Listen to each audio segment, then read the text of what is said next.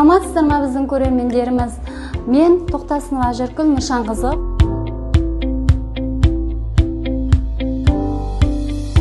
Өнерінің сабақтары өздерінің оқу тәрбие жұмыстары бойынша да түрлеріне байланысты да әртүрлі болып келеді. Олар нұсқаға қарап сурет салу, сәндік сурет салу, тақырыптық сурет салу, өнер туралы әңгіме.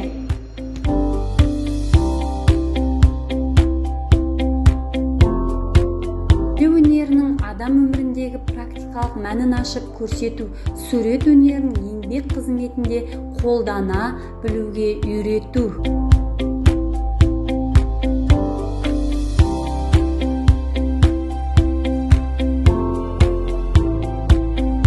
Еліміздің мемлекеттік, қоғамдық және шаруашылық өміріне белсене араласуына қабілетті, білімді, тәрбиелі азаматтарын дайындау.